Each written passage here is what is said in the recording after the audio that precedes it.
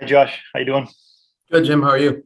Good, thanks. So I know your focus is on the Bills, but I just needed to ask if you've heard from anyone about about any vacancies that are out there, and is being a head coach again still one of your goals? I know nothing about that. And I like as same as I've said in the past, if that's in the cards for me, great. But I am totally focused and immersed in the preparation for the Buffalo Bills. Thanks, Josh. Yep. Next question, Chris Ryan, followed by Tyler Bronski. Hey Josh, how are you? Good, Chris. How are you doing? Awesome. When preparing, a game plan, what is the balance that you need to find between kind of dictating what you want to do and reacting to what you may see from the opposition? Dictation versus reaction. Like, how do you kind of find that line when you're putting together a game plan? Well, you always you want to try to put together the best plan you can for the players that are going to be available for you against the scheme you're going to see. Understanding you don't ever know exactly what they're going to do on defense. You have a good idea, but you won't ever be able to guarantee that. So you want to try to put together the best thoughts you can that give you an opportunity to try to be aggressive. And I don't necessarily use the word dictate because, like I said, they always get a say. The defense gets a say in what happens too. So we can try to do whatever it is we want to do. There's always something that they might be able to do on defense that could take that away. And then we have to react accordingly. So no matter what we do, we have to be able to react, follow our rules, and respond to the look that the defense gives us, whether it's a blitz, a coverage, a different front adjustment, whatever that might be. That's why there's so much communication that happens pre-snap in the game of football, because regardless of what you thought you were going to get, the other team, there's so many variables that could change.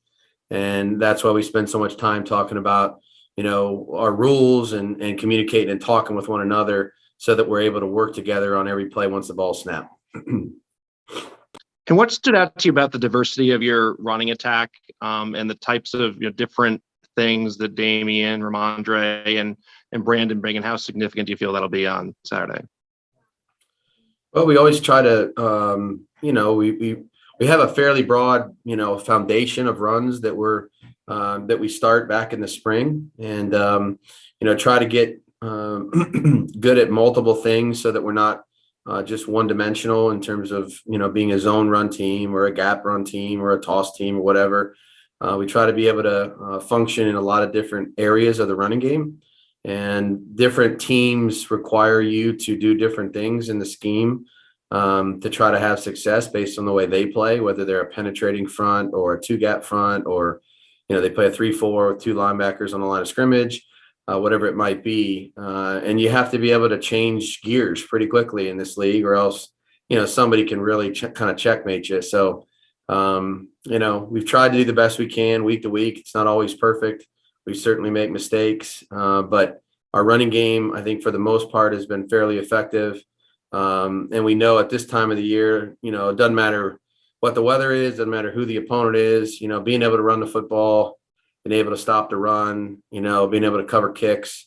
This is a team goal in terms of our overall toughness and physicality, is an important part of winning at this time of the year. So, we're hard at work right now trying to put together the best plan we can. And hopefully we have a good week of practice and preparation so we can go out there and play fast and aggressive on Saturday night. Thanks. Appreciate it. You got it, Chris. Thank you. The next question, Tyler Bronski, followed by Mark Daniels. Hey, Josh, how are you? Good, Tyler. How are you doing? Doing well, thanks. So I was curious, Mac said after his performance on Sunday that he felt personally super embarrassed. And I was curious, what do you think is the attitude he should take after that type of performance? Is that the type of feeling he should have, or is he being a little too hard on himself? What do you think is the right approach after performances like that? Yeah, I mean, I think each person has a right to feel however they feel. To me personally, I'm never embarrassed in the effort that our players give. They always compete to the end, and And look, we make mistakes. We're human. We don't always do things perfect, but I thought we tried to fight back in the game and play as hard as we could to try to win. And Mac had a lot to do with that. So, every opportunity that I've had with Mac Jones this year has been an opportunity to learn and improve. Whether we win, lose, make a mistake, do something well, have a good practice, have a practice that isn't perfect. Just try to use those opportunities to make him better. He does the same thing. He's a very good learner and a great listener, and he's adamant about trying to be his best. So that's all we can ask for from our players. I think our group does a great job of trying to improve each week, each day, and we're certainly going to try to do that this week against the best team we've played all year. Thanks, Josh. Appreciate it. Yep. Next question, Mark Daniels, followed by Bob Sosi. Hey, Josh, hope you're doing well. When it comes to Mac, throughout this first year, what are you most pleased with, and just in terms of his development?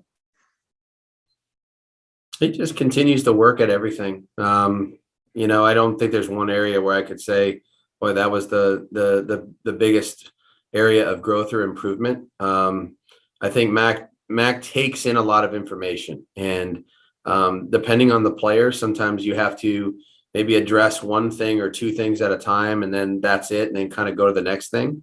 But Mac is a guy that, if you give him 5 or 6 things that we need to try to work on to try to tweak and improve, he really takes all those things and tries to do the best he can with the practice time we have and what we've asked of him. So, he continues to do that. That is a never-ending process with quarterbacks, and we try to do the best we can to improve those areas for him. And he works really hard at trying to get better. Thank you. Mm-hmm. Next question, Bob Sosi, followed by Evan Lazar. Thanks, Dave. Josh, this is about personnel for the Bills, and specifically on their defensive line. The guy whose snap count really increased right around the time they played you guys at defensive tackle is Harrison Phillips. I'm just curious to see if you've noticed changes in their defense up front. I mean, he's kind of an under the radar guy, and I know Oliver and when Lotulele's in there, with the rest of those pieces up front, it's a pretty formidable unit. Yep. Obviously it's a great defense. Phillips is he's a good football player, uses great technique, uses his hands, extends well, can get off blocks, sheds, plays with great effort, runs to the football, makes disruptive plays, sneaky good pass rusher. But this is a group that's got depth, inside and outside. They've got edge players that can be very disruptive in the pass rush.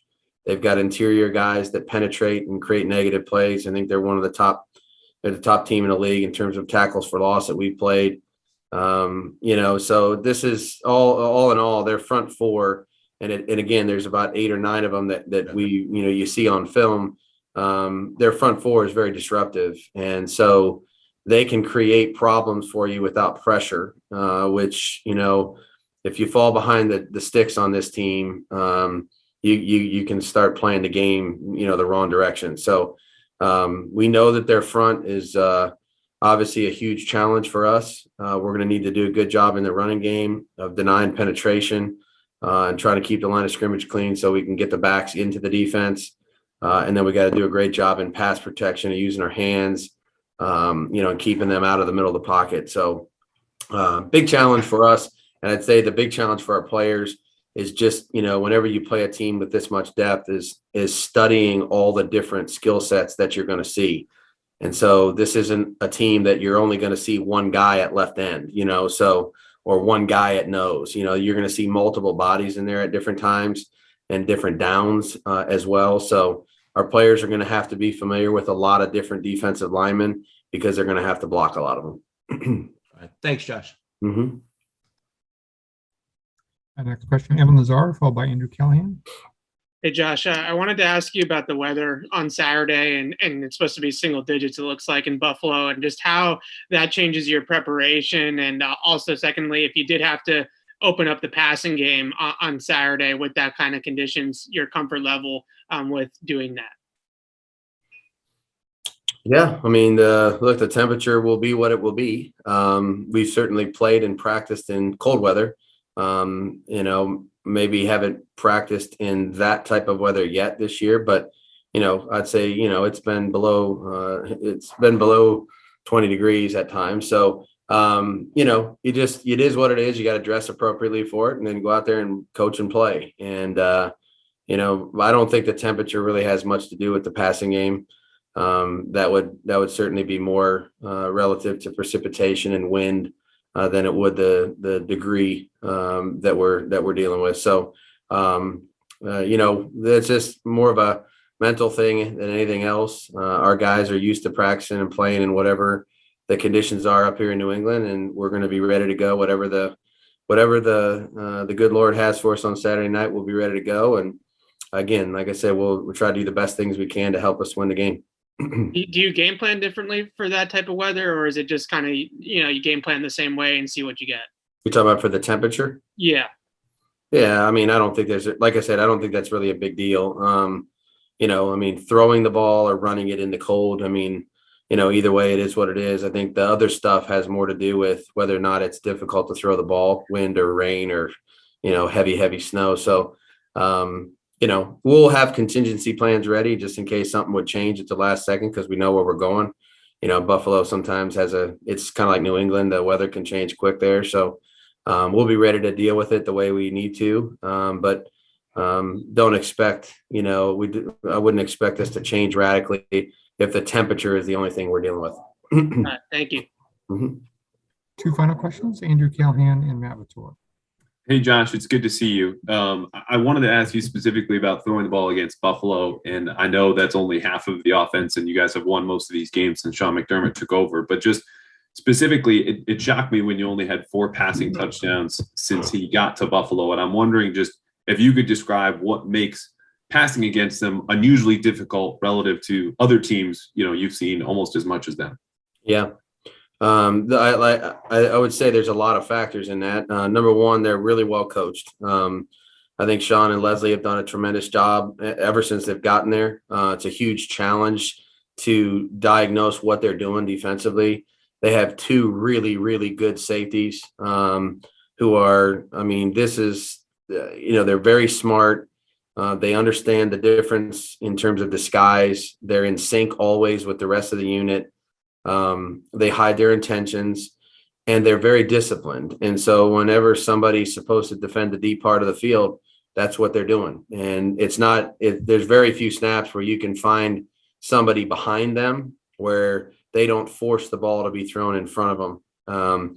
When you get down to the red area, they do a really good job of mixing, a couple different coverage families down there. Once again, trying to hide their intentions from you a little bit. But they do a good job of forcing you to throw the ball in front, and then they try to rally and tackle, and they have a lot of eyes on the ball. So this is a really good zone football team that has increased their man-to-man percentage as well, and plays really well and physical when they play man coverage. And they have the ability to mix in pressures as well. And those safeties that I just talked about are 2 of the bigger blitzers. So like I said, they don't have a bunch of mistakes in coverage. They're almost always in unison, and they play together very well.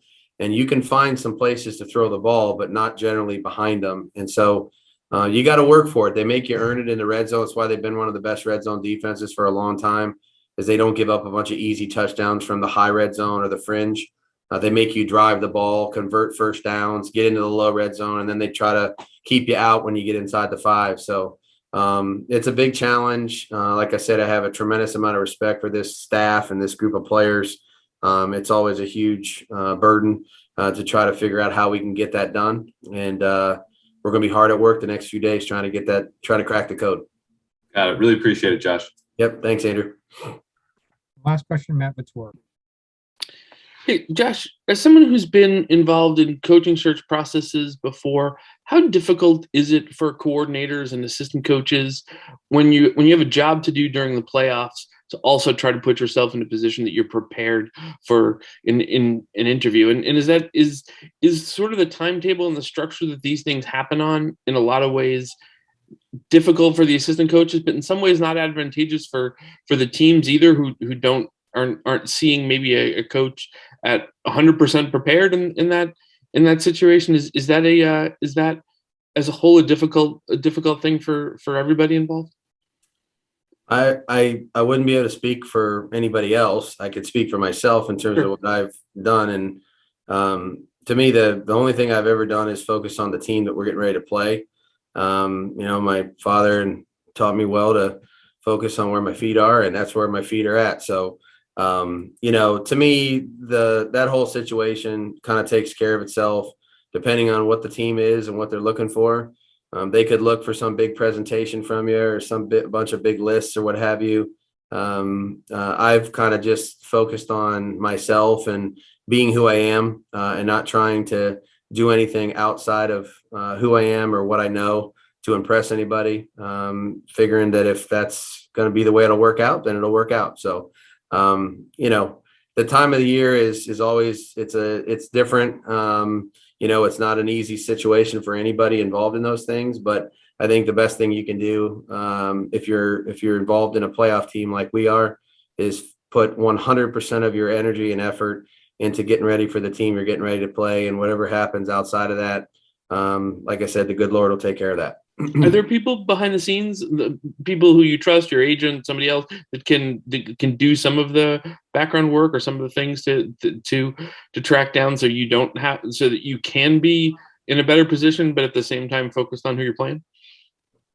I'm sure that happens. As I said, I'm not really, I never get involved in that, and I'm very content with my focus being strictly and completely on the Bills. Great. Thank you. You got it, Matt. Thank you.